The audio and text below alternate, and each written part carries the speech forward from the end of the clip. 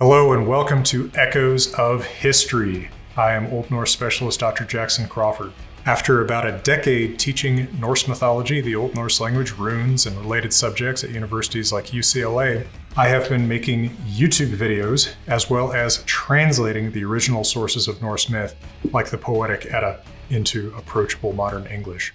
Today, I am going to be looking at clips from Assassin's Creed Dawn of Ragnarok, and I will be commenting on the presentation of Norse mythology there. If you want more about Norse myth, the Old Norse language, and world of language and linguistics and mythology from all of our sources like the Poetic Edda, specific poems like Havi, runes, all of that stuff, check out my channel. It's just called Jackson Crawford, my name. So let's take a look, and if you enjoy this kind of thing, don't forget to like and subscribe to Echoes of History.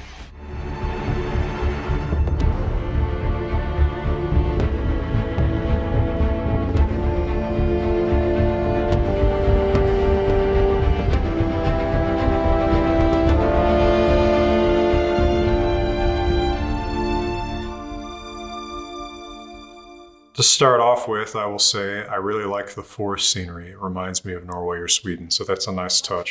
Peace, Frigg. It will do us no good to arrive at our enemy's doorstep exhausted. Surtr has our son, fair Baldur, fallen to treachery. Does that mean anything to you? It does, and Surtr will pay a heavy price for it. We do not serve our cause by reckless haste. The tyrant of Muspelheim acts with purpose.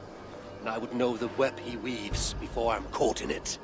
So speaks one who never nursed our babe at the breast, nor held him as he slept. You were warming your wife's bed while I nurtured your son.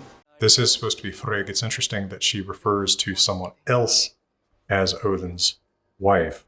This is kind of a vexed thing where whether Frigg and Freya were different beings in the personal cosmologies of individual Old Norse poets is kind of an open question. Sometimes they seem to be different and sometimes they seem to be the same. Personally, I think that they largely are thought to be two different beings by these poets. In a poem like Lokasenna, they're two different beings. The one who is more, if you will, canonically Odin's wife is Frigg. So for her to be saying that someone else is his wife, that's somewhat flipping the canon. She is Baldur's mother. If he is truly conspiring with Surtr, he will know my everlasting wrath. Will he, Havi? Or will you forgive him once again? Here we see Surtr credited as having something to do with Baldur's demise, which is not canon to the Eddas. Baldur's demise is caused by Loki, who creates a weapon to kill Baldur out of mistletoe somehow, and gives that to the blind brother of Baldur named Hother to throw at him while the gods are throwing stuff at Baldur. And the reason they're throwing stuff at Baldur is that Frigg, his mother, has secured an oath from all beings and all things, including things like rocks and weapons, that they will not harm him. But the only thing that was too young to swear that oath not to harm him was mistletoe. So Loki, in his malice, creates a weapon out of it in order to kill him. And this is a common theme in Norse myth, that something that was too young to swear an oath winds up being the one to break it. Put this land to flame and sword. Baldur!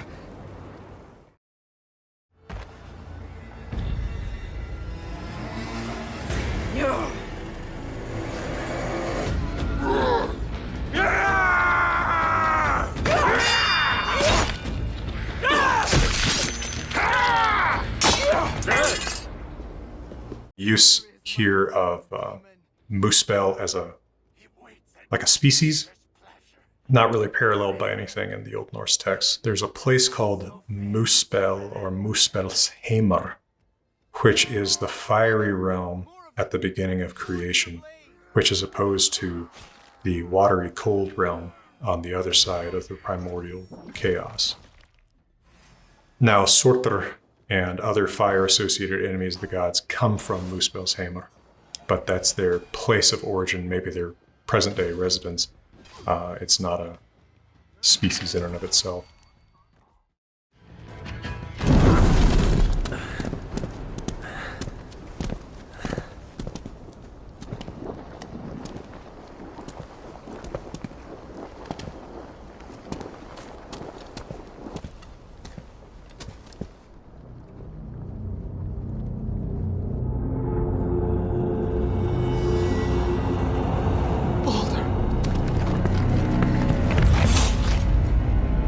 Sinmara. Her name, as rock and roll as this sounds, it's probably intended to sound as rock and roll, the Cinder Nightmare. You can probably hear the guitars firing up as I say that.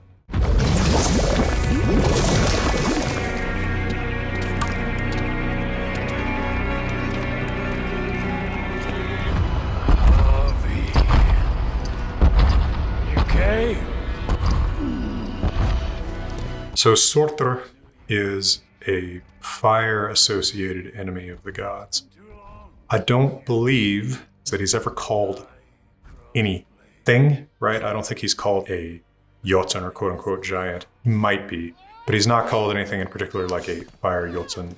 We don't ever get Surtr's appearance described. The notion that he could be kind of made of fire, made of cinders like here is cool and evocative. I mean, it certainly seems like something you could, fairly infer as he carries his fiery sword. Whether he'd be larger than the gods, we never actually see any description of the scale of these beings relative to one another. In general, it seems like we can infer that the gods and their enemies are roughly the same size. His name is probably related to the same root as we see in Old Norse Surtr, black, or German Schwarz, black. So he's presumably kind of the blackened one, right? I mean, that makes sense. Someone exposed to fire, he's singed. You wanna watch this?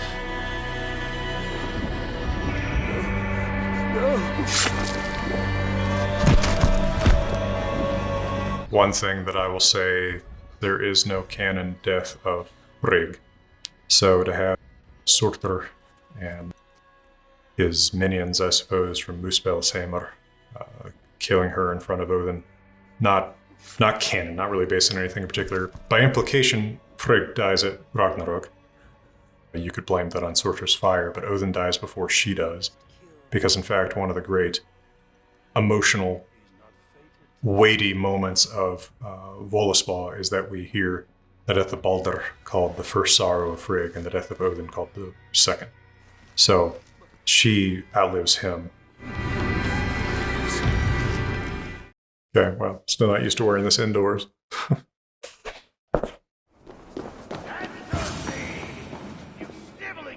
All right, there's quite a bit here with quite a few characters. For the most part, the characters that appear on screen, I can't connect with anything in the Eddas. So we have Surtr's son, and the way his name is pronounced, and I think I've seen it spelled, is Glod.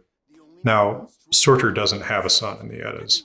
That is, I mean, you could always randomly say that some minor character who's mentioned might be his son, but no one's ever called Surtr's son. So this is invented out of whole cloth as far as I know.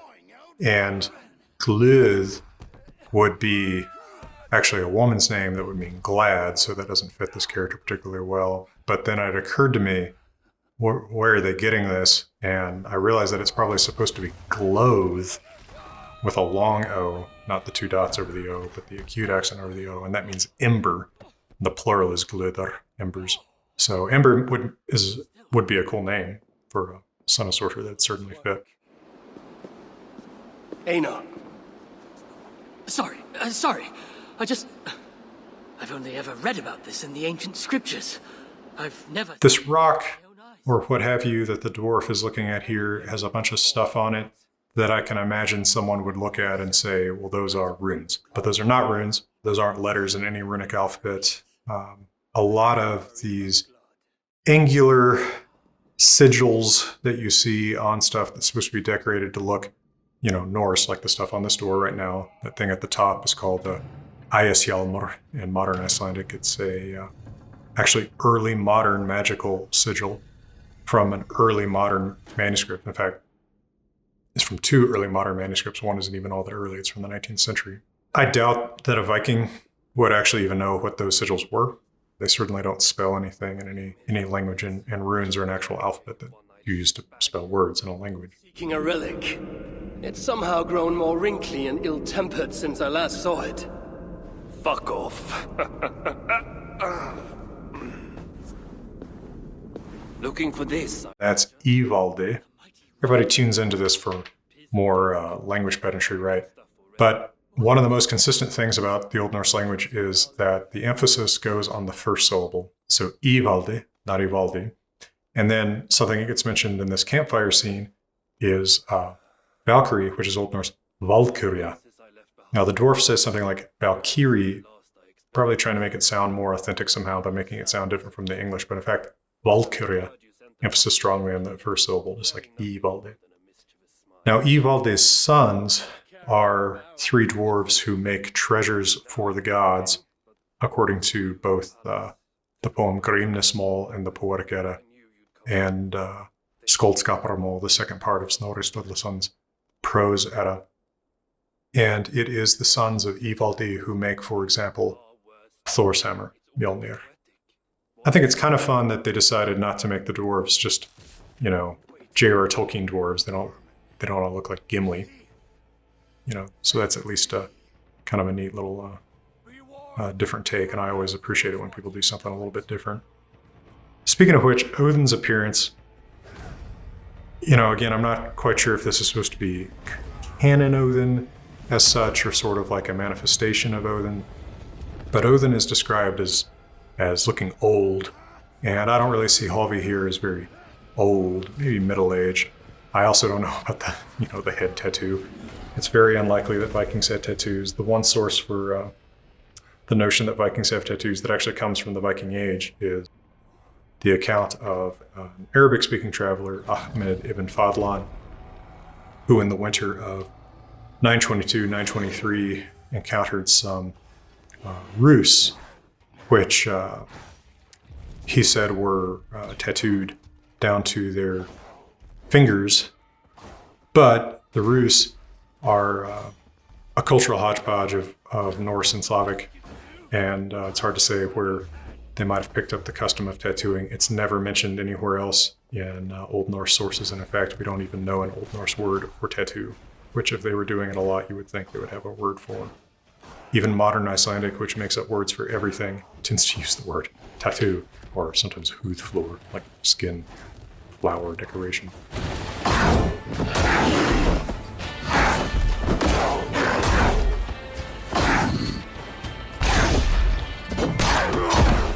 As I mentioned, there's no canon son of Surtr, so the son of Surtr turning into a fire lynx here. It's pretty much invented out of whole cloth, although it's sort of neat, I suppose.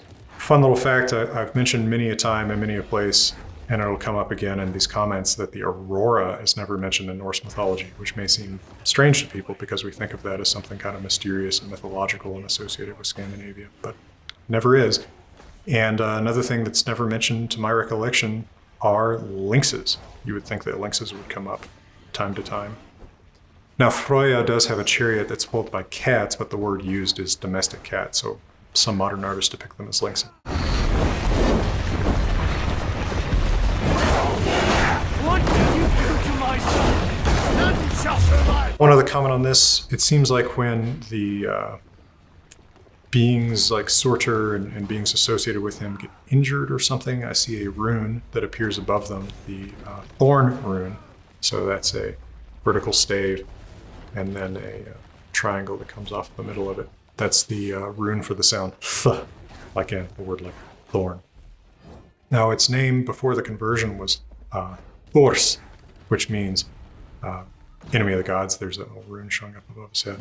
So I guess that appearing in fiery form above the heads of these things when they get attacked by a god sort of makes sense.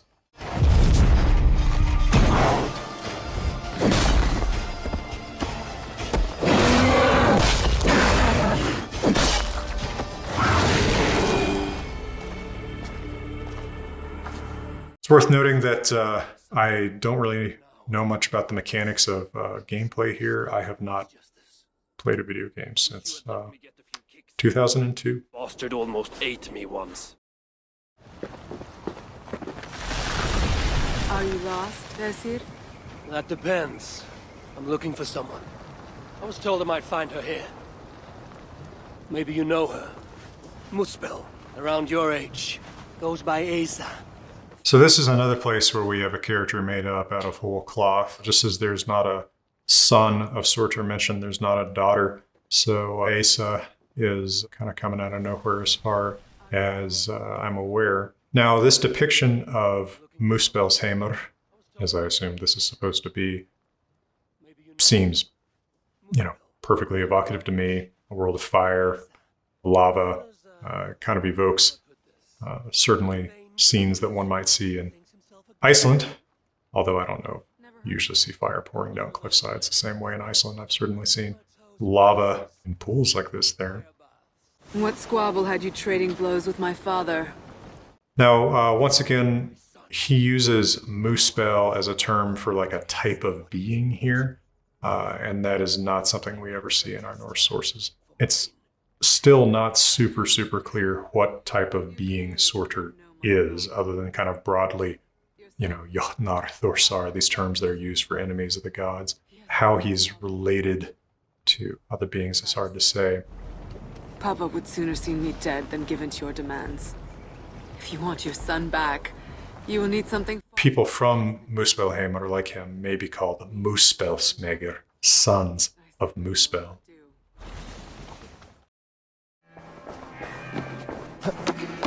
A lot of things got my attention here. One is he's coming into what looks like kind of a library setting here, and we have all these things on scrolls.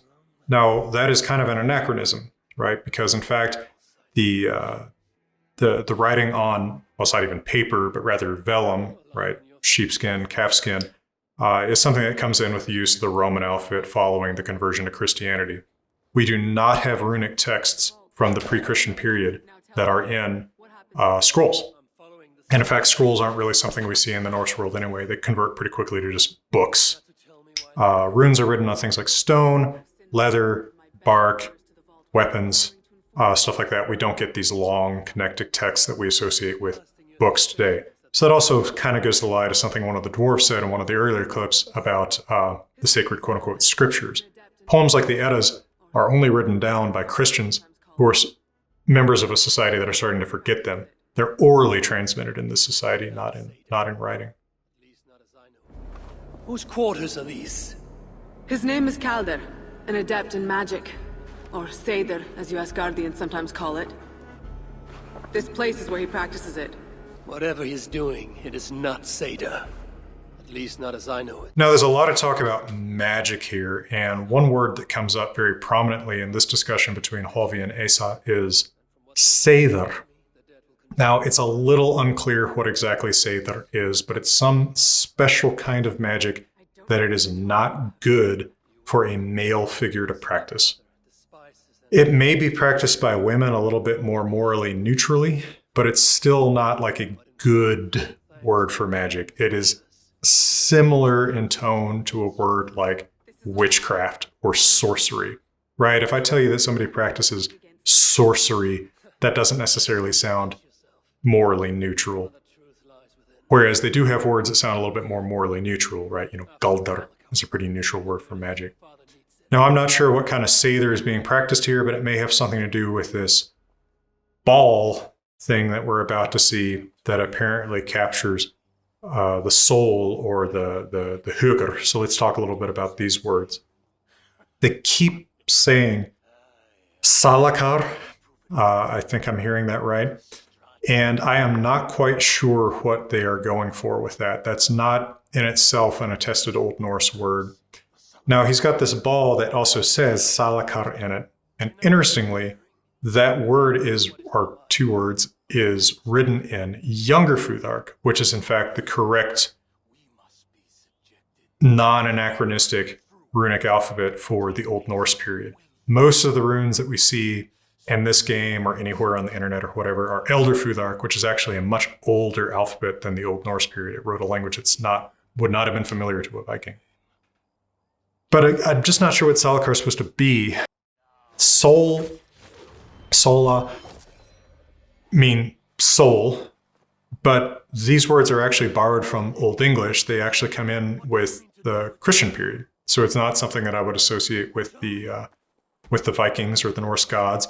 I'm not really sure what the kar part is supposed to be. It could be they meant ker, which is like vessel. So if this is vessel of souls, I would actually expect, solakar, or actually the word for soul that I would expect would be hugr, which does come up here. So what is a hugr? The hugr is the part of you that experiences things. It's your conscience. It's your quote-unquote soul, your spirit. It's often used in a very similar way to English heart, right? So does someone have the hugr, meaning, does someone have the courage, have the internal fortitude, that kind of thing. And it is probably the closest word in the vocabulary of our pagan poems to a concept like soul. But it doesn't seem usually to be something that can be separated from the person in the way that we seem to see with this fire wizard guy here. I'm not quite sure I picked up on what his name is supposed to be. When you die, it's very interesting to note that we don't hear that so-and-so's hugr went to Valhalla. We don't hear that so-and-so's hugr went to hell. We just hear that that person went there. And in fact, when one finds a person's body, for example, in the saga of Hervor and Haethreck, there's a warrior woman named Hervor who breaks into the burial mound of her dead father Angantyr and finds that his body is still inhabited by his hugr. It doesn't leave, right? It's the whole body that goes to the afterlife. So actually, in the Poetic Edda, there's a poem, Helgi Kvi the Hundingspana 2, the second poem of Helgi, the killer of Hunding, where Helgi, after his death, his body is put into his burial mound, but during the day, he goes to Valhalla, but that's physical. The entire guy goes. And then in the evening, comes back to his burial mound. So they don't separate the body from the soul in the same way that our Christian or Christian influence notions would lead us to think of. All the same, I do like the use, of course, of the word hugr. It's a little bit more historically consistent with the period that I think we're trying to depict here. But I just don't know what they're doing with this word. Salakar. Though I appreciate, again, that the runes used on the soul soccer ball are younger Futhark. That's something that I've often contributed to games, movies, things like that, is writing in younger Futhark. For example, in Disney's Frozen, the runes that you see are younger Futhark that actually says stuff in Old Norse. He used our people, turned them on each other, for his gain. I cannot forgive him. And to that end, I am your ally. In Asgard, an ally is a friend. Let us not get carried away.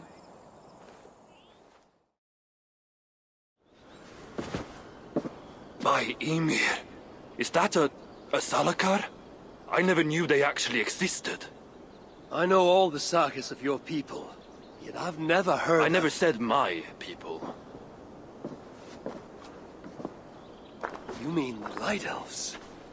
There aren't many who remember the Children of Light, or their stories. I do. Another question that comes to mind throughout this whole discussion is, what is an elf? We hear a lot about, back when there were elves and there's magic that elves knew, and then we hear about light elves versus Svartolveheimr, which means dark elf home. Let's talk about what these terms really mean. Elf is a super, super vague term in Old Norse. It is, and I'm going to give you what I think is a really good explanation of this that starts with Ármann Jakobsson at the University of Iceland. I think that he's on exactly the right track. It is the positive correlation to troll on the negative side. So we have, on the positive side, we have the gods, the Aesir and the Vanir. Big, super powerful, good, mostly good beings. And then on the other side, we have Jotnar, Thursar, the things that are usually called giants in English. They're the big supernatural things on the bad side. But a lesser supernatural thing on the bad side is a troll, and a lesser supernatural being on the good side is an elf, an Olver. So elf doesn't seem to actually be a specific thing, right? It's not necessarily Elrond or Legolas. And because it's not a specific thing, dwarves apparently kind of are elves, right? Because elf is just this general, it's not a god, but it's not bad. But it's not human. So in at least a couple stories, the same beings that are called dwarves are also called Svartolvar, dark elves, or they're said to dwell in Svartolveheimr, the home of dark elves, which apparently, more or less adds up to the same thing. So, for example, actually in the story of the binding of Fenrir, the wolf that will eventually kill Odin, the gods send to Svartalfaheimr to get some dwarves to make them the chain that will hold Fenrir. And the same thing when the sons of Ivaldi are making the treasures for the gods, it's in Svartalfaheimr that these dwarves are working. So what is the difference then between a dark elf and a light elf? It may simply be whether they live underground or not, because we often see that dwarves live underground or inside rocks. In at least one old story, Alvismall and the Poetic Edda, dwarves are actually turned to stone by sunlight, but then in many stories they're not, so that may be a difference between light elves or dwarves in the light elf category and dark elves or dwarves in the dark elf category. There is only one major character in Norse literature who is called an elf, who is not also called a dwarf, and that is Volundur, the legendary smith, who makes one of the greatest swords and who also makes for himself some kind of a flying contraption. So he is a great smith, just as dwarves are supposed to be.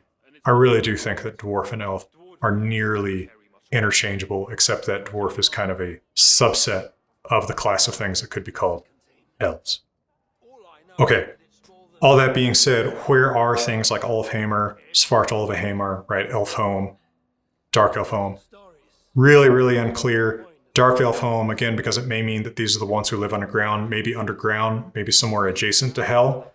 But Alfheimr, where the just regular elves or light elves live, very, very unclear where that may be. Although these beings are fairly often associated with the Vanir, the class of gods that are a little bit lower than the Aesir, like Odin and Thor. Such as? Well, for a start, there's a bloody dwarf in there. Anyone we know? Nah, and it's not important. Dwarf hugers don't carry much weight. Not even mine. They say, well, you know, the hugger of a dwarf is lesser than the hugger of a, I don't know, I guess by implication at least, Aesir and Jotnar. I don't know if that's going to be a joke about dwarves being small, so like their spirits are smaller or something like that. I could see that being mostly a joke to that effect.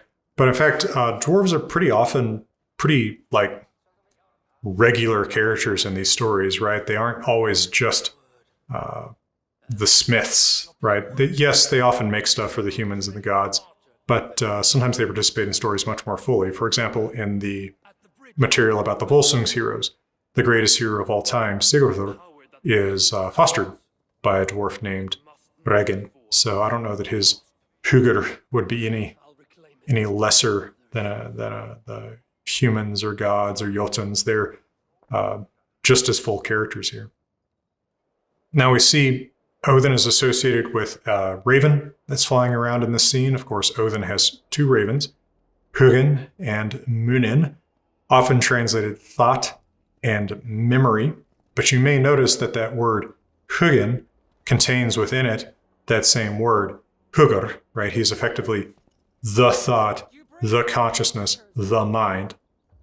And then Munin, that mun root actually related to English mind.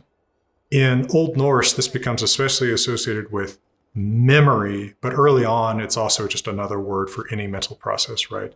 It can be remember, think, intend.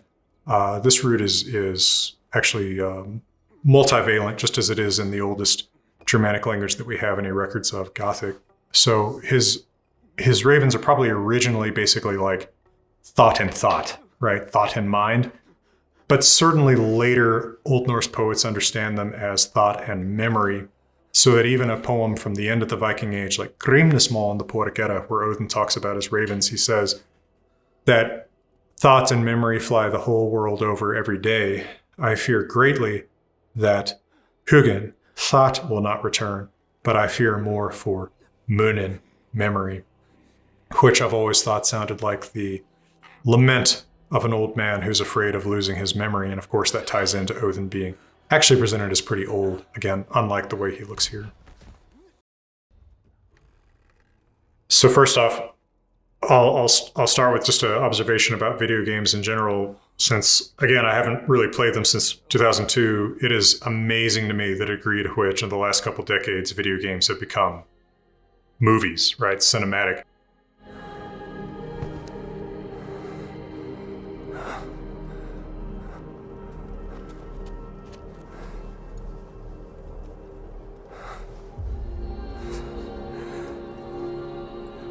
The High One brought low. Mistletoe, symbol of hope, renewal, but not for Baldur. We forced so many drafts down his gullet. His torment was quite beautiful. Blind fool. You never saw what was in front of you. Here is your child. His light gone before you even set foot here. And the rest of him? It now skulks in Helheim. I'm also going to mention a pet peeve here. So she says he is now in Helheim. All right. The world of the dead is hell. It is never called Helheimr, would be the Old Norse equivalent of this Helheim thing.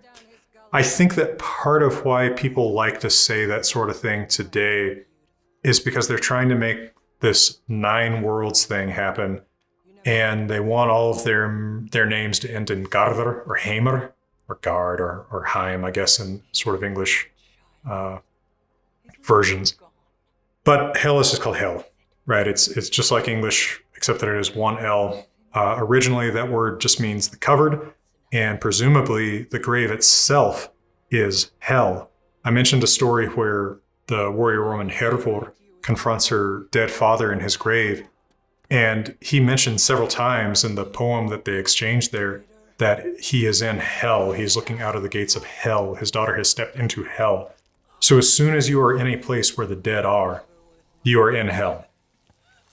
So this hell, it's not a planet, right, where the dead go. Being in hell just means you're dead. You have died. You've been buried. Now, she mentions that Baldur is dispatched by means of the mistletoe, and she alludes to forcing drafts down his throat. So that may be a different version of the story that they're making up here, where perhaps he's made to drink some kind of mistletoe potion. I don't know. That would kind of fit with his death being caused a different way than it is in the canonical Eddic stories. Given again, since Surtr and Sinmara certainly have nothing to do with his death in the Eddas. In the Eddas, he's killed by some kind of a weapon made from mistletoe. Snorri in the Prose Edda specifically calls it a vondr, which means wand, which doesn't actually make it all that much clearer what the weapon is supposed to be. Maybe we should picture a very short javelin or something like that being thrown at him. But she calls mistletoe a symbol of renewal and hope. I don't think that it would be quite accurate to say that it is a symbol of anything as far as we know in Norse myth. People are always looking for symbols in ancient and medieval texts where I don't think they necessarily thought in those terms the same way. Mistletoe is evergreen, so whatever plant that it's growing in, right, it's a parasitic plant, it will remain green and alive through the winter, even when that plant seems to sort of die over the winter, right? If it's growing an oak, the oak will lose its leaves, but the mistletoe won't. So you can see how it would become associated with, life after death, life through death. But that makes it all the more ironic, doesn't it, that it's what causes the death of Baldur. And one more remark that I'll make about this. She calls Odin the Deceiver. That actually is quite true to his character in many of the sagas, where Odin, almost as much as Loki, is someone who tricks people into getting killed for his own benefit. Here, fool. Your twilight comes. Still drawing breath? I have a cure for that. So first of all, it's great to see Surtr get his I am the one who knocks moment here, right? You thought I feared the fire. I am the fire. That does Bryan Cranston proud. We once again see the fiery thorn rune letter that shows up over these guys' heads when they're injured.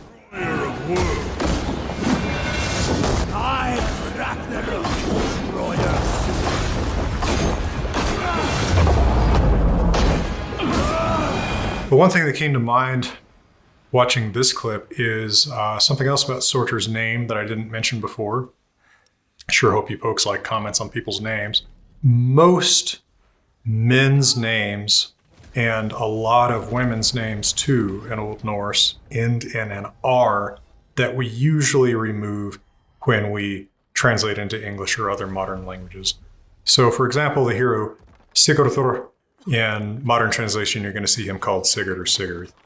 Garmr, the Hound of Hell, who may be Fenrir, you'll usually see his name as Garm in translation, that kind of thing.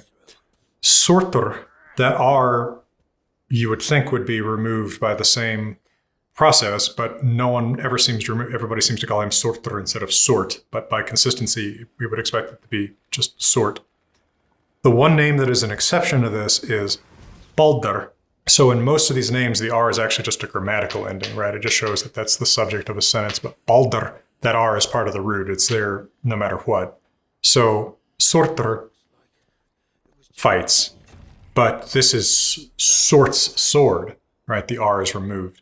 But Baldur fights, but this is Baldur's sword. The R is not removed.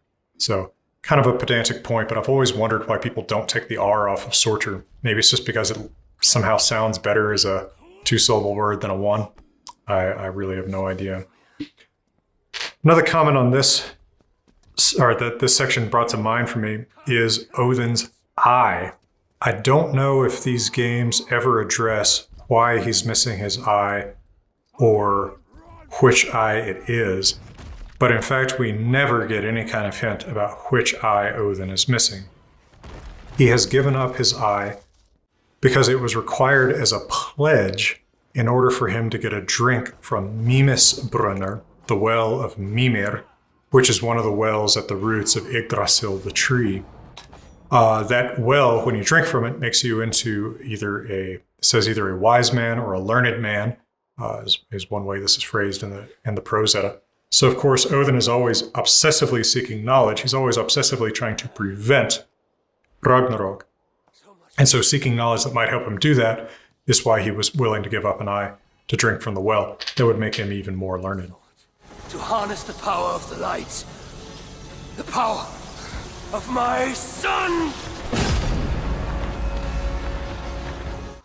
Now here, when he is, I'm not sure what to describe this as, beating the body of Surtr, he says, "You wanted the light from my son." And I wonder if this is drawing on a fairly old notion that Baldur is associated with the sun and that his death marks the winter solstice or something like that. This was a common notion among 18th and 19th century scholars, maybe even early 20th century scholars, but I wouldn't say this is necessarily in favor today. Norse myth very rarely seems to be allegorical, and Baldur doesn't seem to have any particular association with the sun, other than he is supposed to be so handsome or beautiful that he kind of shines like the sun. But that's a very stereotypical way of Old Norse writers talking about beauty. People are so beautiful that they literally like shine. So to begin with, Odin is talking about down in Niflheimr.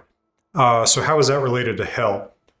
Niflheimr is like cloud home, mist home. And in the primordial chaos before the gods made the realms, Muspelheimr, the fiery realm, was opposed to Niflheimr, the watery cold realm.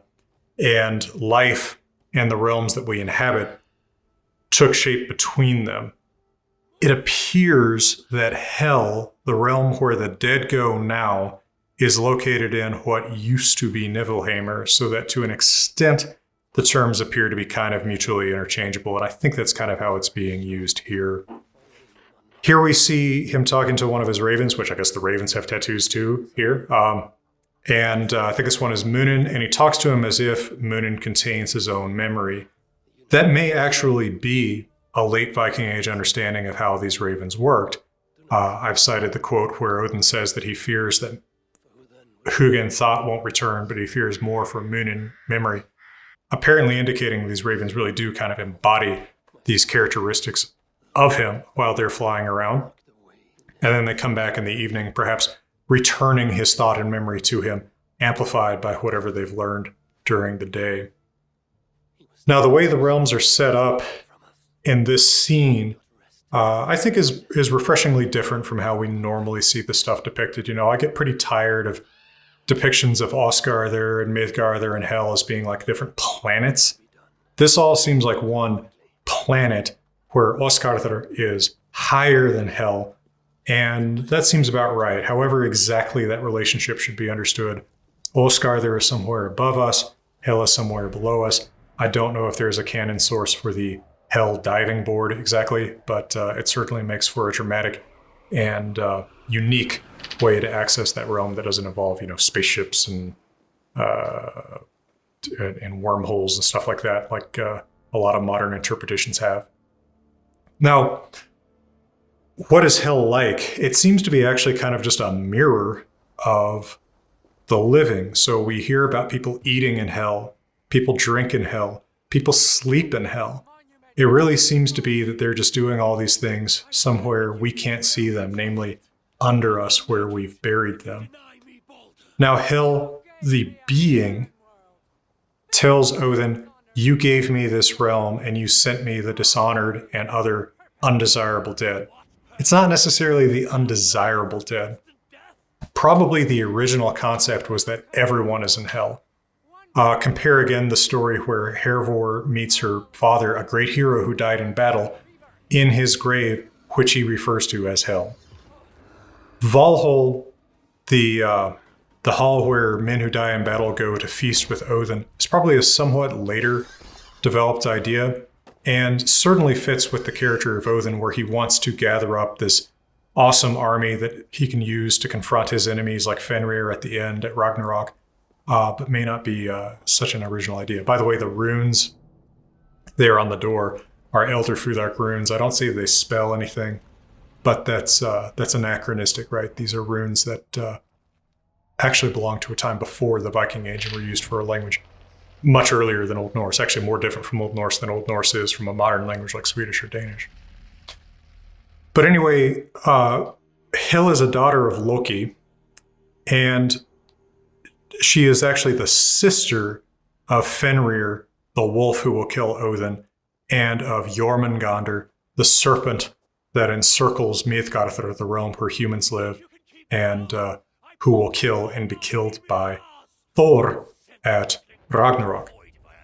Now, speaking of Thor, we get exposed to him here, and another thing I want to give credit to here is that Thor looks a little bit different, right? You know, that you could go with the Marvel-looking Thor, or you could go with this guy who's, I don't know, he's got a kind of quiet, like middle-aged Kurt Russell energy to him that I think fits the character of Thor pretty well. The only thing you could probably quibble with from a canonical perspective is that Thor is said to be red-haired pretty clearly in the Eddas. I kind of like the lightning that shines in his beard. That's kind of cool. So Thor's name, because we're just going to talk about all these names, right? That's what you get with me. His name actually means thunder. It's from the exact same word as English thunder is. But interestingly, in the stories in the Eddas, he's not strongly associated with thunder. There's one time that thunder is mentioned in connection with him, which is that lightning and thunder strike when he fights Hrungnir in the second book of the prose at a Skaldskaparmál. Otherwise, he does, of course, have his hammer named Mjolnir, which is probably related to other Indo-European words for lightning, like, for example, Russian molnia. But just these names mean thunder and lightning. He doesn't necessarily do stuff with thunder and lightning. I feel like one of the places that the creators of this game got creative is in these scenes between Thor and Odin. I feel like I almost detect a certain amount of jealousy from Thor about Odin's regard for Baldur. And it kind of makes sense, right? I mean, for one thing, Thor is actually an illegitimate son of Odin's. He's the son of Odin and Jord, the earth, or Fjorgun. And it's only Baldur that Odin's wife, Frigg, got every single thing and every single being to swear an oath not to harm. No one ever swore an oath not to harm Thor or anyone else. And yet Thor is the great hero who protects our realm and protects the gods' realm. So I think if we're detecting a little bit of jealousy, that's a fair thing maybe to read into the character of Thor. When did patience ever win a war? Almost every single time. When preparing for battle. No more of your words of wisdom. Just, please, Father, release me from my oath.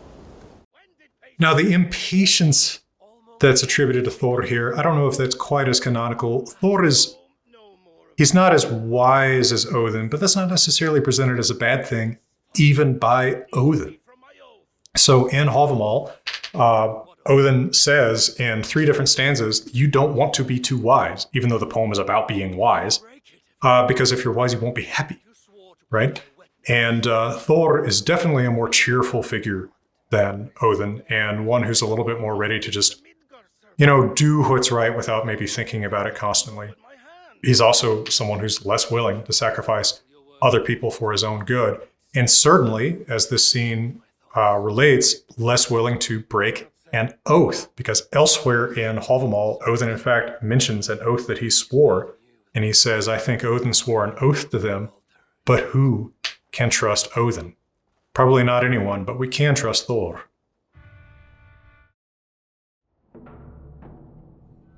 Right, on a few more visual cues that we see here, we see again that Eysa stave on the ground, and those doors are inspired by the doors on the Urnes Stave Church in Norway. You can actually see these doors at the Cultural Historic Museum of the University of Oslo. These doors come from a very early stave church, so Christian church, but you have this deer who's kind of twisted up in this foliage, eating the foliage, and it's often been thought that this is inspired by pre-Christian myths about the deer that eat the foliage of Larather and Yggdrasil, mythical trees, in the poem Grimnismal. No need to grab your weapon, husband. It is not that kind of visit. We need to talk about Baldur. How honorable. Seems your oath does not stop you from complaining to your mother. By the way, on the door back behind them, I see more Elder Futhark, that is to say, anachronistic runes. I don't see that they say anything in any language. I can't make out any message from that. So here we meet Freya. So she is presented as the wife of Odin and as a quite distinct character from Frigg, the mother of Baldur here. Again, that's kind of the reverse of the canonical Eddic situation where Frigg is the canonical wife, and so Baldur is the canonical legitimate son. Now, Odin does sleep with just about everybody, but Frigg is the legit canonical wife. I thought that it was interesting that Freya here has such a different accent from Odin, and I wondered if that's deliberate. Is that supposed to be the accent of the other family of the gods, the Vanir? So the gods are divided, for reasons we don't know, into 2 different families. There's the Aesir, which includes Odin, Thor, Tyr, and there's the Vanir, which includes Njordr and his twin children, Freyr and Freya, and maybe Heimdallr. And the Vanir are a little bit lower ranked than the Aesir, and they're originally from a different place, from Vanaheimr, the home of the Vanir. So maybe they have a different accent because they come from somewhere else. I don't know. I'm not sure if that's deliberate or not, but if it is deliberate, it's kind of an interesting effect, interesting choice. Now, she tells Odin, you are no seer. Of course, the word for seer is volva, which is a feminine word, and the first poem in the Poetic Edda is the Voluspa, the vision of the Volva, who is a dead seer witch who's awakened by Odin in order to tell him about other realms. But Odin is, in fact, kind of a seer himself. He has practiced Surtr, that dark magic which is often associated with trying to see the future, although Freya is canonically also one herself. In fact, she taught Surtr to the Aesir when she had moved to live among the Aesir from Vanaheimr. Now here Odin encounters Nidhogr. They've cut the R off of this name, but not off of Surtr. Now, Nidhogr lives in hell.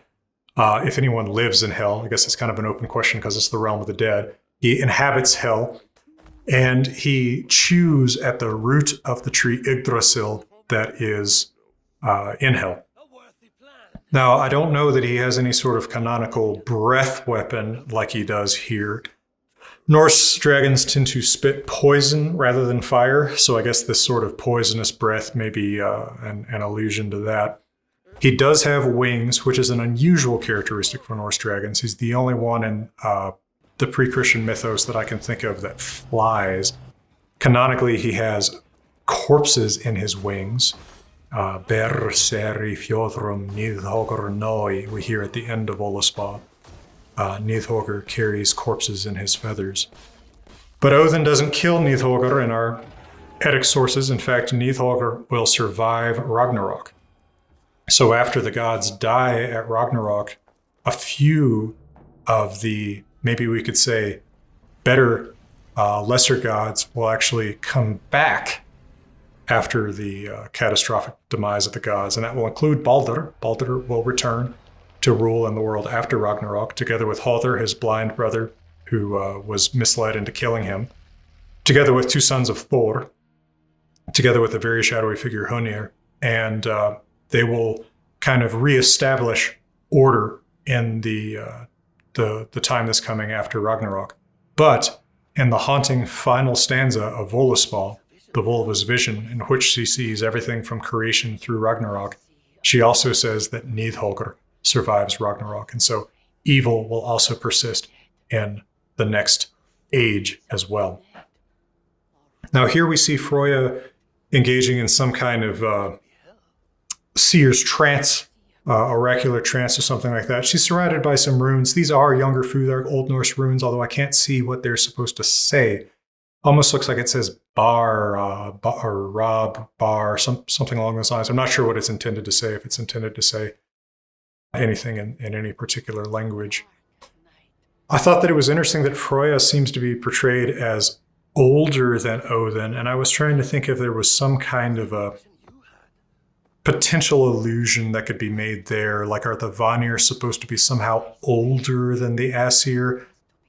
Again, maybe something you could get from 19th century scholarship that often tried to explain the Vanir as being pre-Indo-European gods that were kind of supplanted by the Indo-European Aesir gods. Not something I think most scholars today would subscribe to. By the way, they also mentioned a little bit earlier the god Tyr, the one-handed god, and alluded to him having once been the highest god.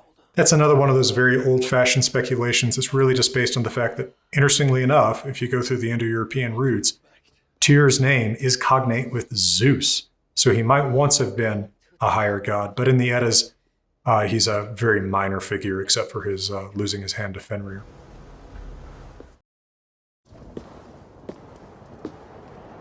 So at the beginning, we see this classic Viking longship, and I wonder, having only seen these clips, is that supposed to be the ship on which Baldur's funeral famously was conducted? We have this notion today of a Viking funeral being where you put the dead on a ship, push that ship out into the water, and then set the ship aflame. But in fact, the only funeral that describes in our Old Norse literature is Baldur's funeral. And his funeral is quite unusual in that way. For the most part, we read about simple cremation, simple burial in mounds. So I do wonder if that's supposed to be his ship. Now, here we get a clear picture of Hel, the being. And she's depicted a little bit differently than one normally sees in popular culture. For one thing, I'm not sure what's going on with her head or hair there. It's unique. Snorri, when he describes her in the Prose Edda, says that she is half flesh-colored and half blue. Now, blue is stereotypically the color of the dead in Old Norse. When you find a corpse, especially out in the cold, it is blue. Now, blue includes a wider range of colors than it does in English. It doesn't go quite to black, although people often think it does because blue is used for ravens. That's just because ravens have a kind of a blue sheen to them. But it does include kind of violets and purples, and apparently a bloated corpse can have colors of that kind. So apparently Snorri's implication in describing her as half flesh-colored and half blue is that she looks half dead and half alive. And so your traditional kind of artistic representation of that is a woman who's split vertically in half, and one half looks alive and one half looks dead. This is more like, I don't know, patches of her look more alive than other patches of her, right? She has a hand that looks more dead than her other hand, and that's it's odd, it's different.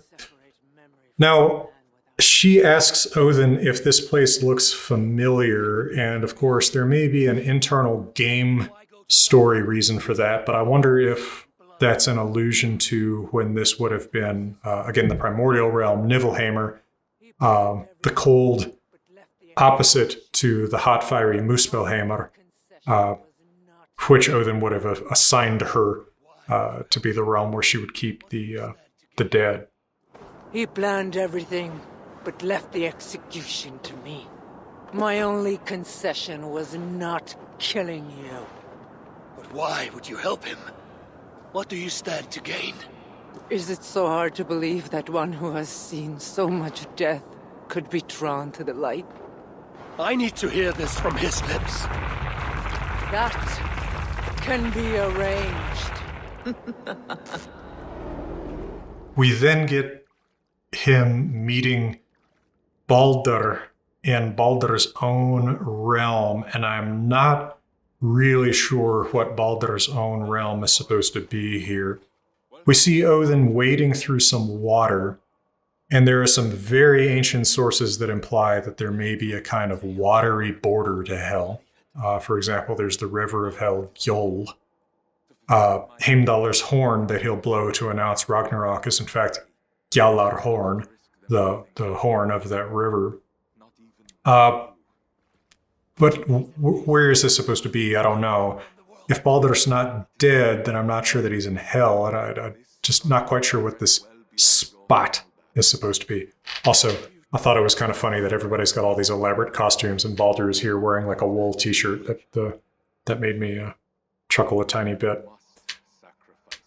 So it is in fact true that, again, in our canonical Eddic sources, they try to get Baldur back from the dead, but it's not Odin who personally goes to hell. It's a hero named Hermodr who's in Valhalla who volunteers to go to hell. And so he mounts up on Sleipnir, Odin's horse, and rides down to hell and asks hell who's giving Baldur a feast. Right? He's not in this isolated, clammy, flooded basement. He's actually being given a very nice feast when Hermodr shows up. Hermodr asks Hel, well, what do we need to do to get Baldur back? And she says, well, everything needs to weep for him. And so Hermodr rides back, and apparently it takes several days to ride from Hel to Asgardr and back. He comes back and he says, well, now everything needs to weep. And so the gods send messengers around asking everything and everyone to weep, and everything and everyone does. But finally, there is a Jotun woman, Thok, meaning thanks, who does not weep. She says, I will cry only dry tears for the son of Odin. He never did anything for me. And we learn later that that is Loki in disguise. So Loki not only puts Baldur into hell, but prevents him from coming back from hell.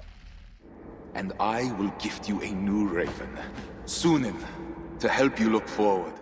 Now, there's also this talk that Baldur has with Odin about sacrificing Munin, the raven who embodies his memory, and he offers him instead a new raven named Sunin.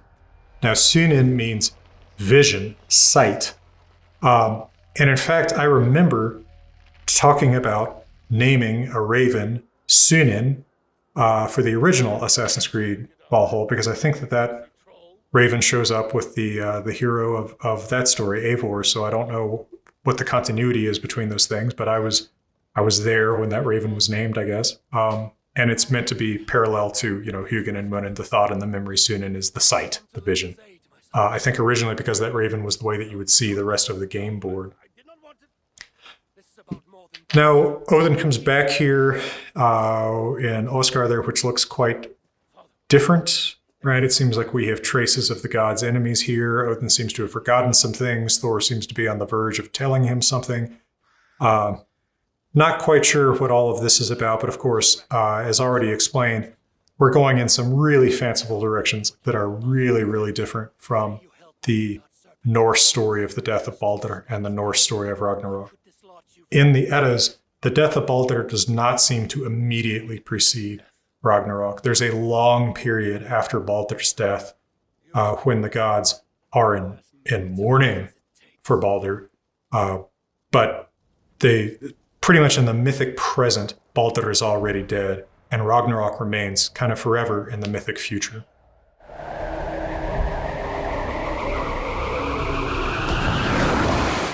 Well, thanks for joining me here on Echoes of History for my look at Assassin's Creed Valhalla, Dawn of Ragnarok. I think it's fair to say that my attitude is that this is a unique interpretation that is inspired by some unexpected sources in the Eddas. Definitely goes in its own direction. You would not be able to pass a final exam on Norse mythology based on this alone. But I think that if you start from a place where you know the Eddas and are interested in what a modern interpretation that really does put its own spin on it could look like, it's a pretty good spin. If you want more expert commentary on video games like this and other modern media, like and subscribe to Echoes of History. Thanks for your time, and from beautiful Colorado, I'm wishing you all the best.